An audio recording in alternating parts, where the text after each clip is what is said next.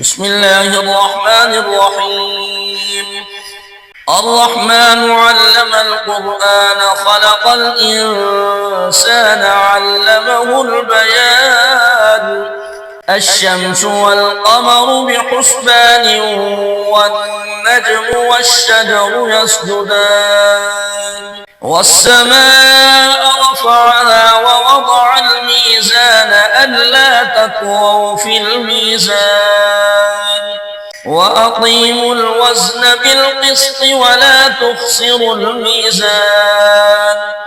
والأرض وضعها للأنام فيها فاكهة والنخل ذات الأكمام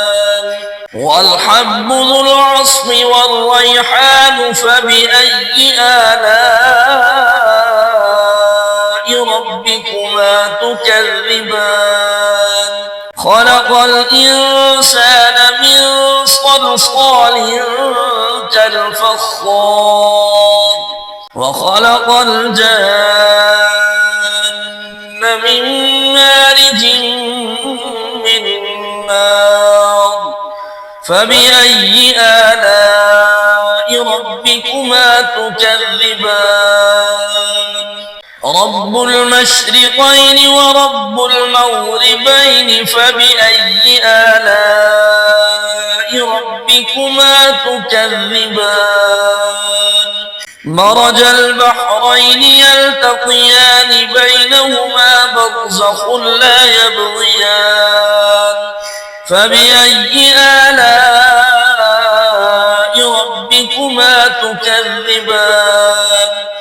يخرج منهما اللؤلؤ والمرجان فبأي آلاء ربكما تكذبان وله الجوار المنشآت في البحر كالأعلام فبأي آلاء ربكما تكذبان كل من عليها فان ويبقى وجه ربك ذو الجلال والإكرام فبأي آلاء ربكما تكذبان يسأله من في السماوات والأرض كل يوم هو في الشأن فبأي آلاء ربكما تكذبان سنفرغ لكم أيها الثقلان فبأي آلاء ربكما تكذبان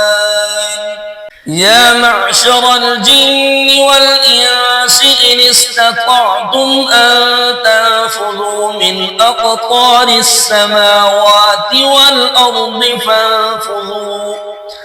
لا تنفذون إلا بسلطان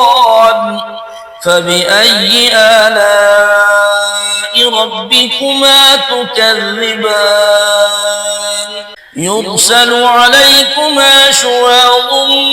من نار ونحاس فلا تنتصران فبأي آلاء ربكما تكذبان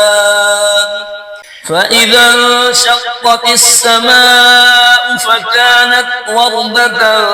كالدهان فبأي آلاء ربكما تكذبان فيومئذ لا يسأل عن ذنبه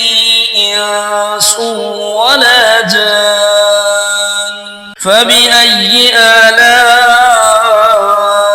ربكما تكذبان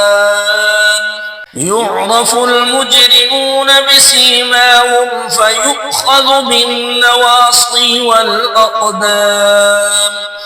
فبأي آلاء ربكما تكذبان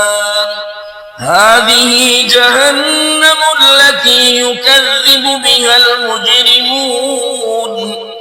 يطوفون بينها وبين حميم آن فبأي آلاء ربكما تكذبان ولمن خاف مقام ربه جنتان فبأي آلاء ربكما تكذبان ذواتا أفنان فبأي آلاء ربكما تكذبان فيهما عينان تجريان فبأي آلاء ربكما تكذبان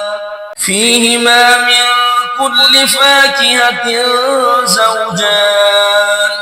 فبأي آلاء ربكما تكذبان متكئين على فرش بطائنها من استبرق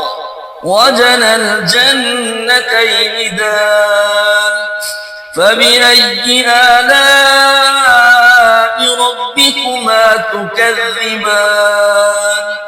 فيهن قاصرات الطرف لم يطمثهن إنس قبلهم ولا جان فبأي آلاء ربكما تكذبان كأنهن الياقوت والمرجان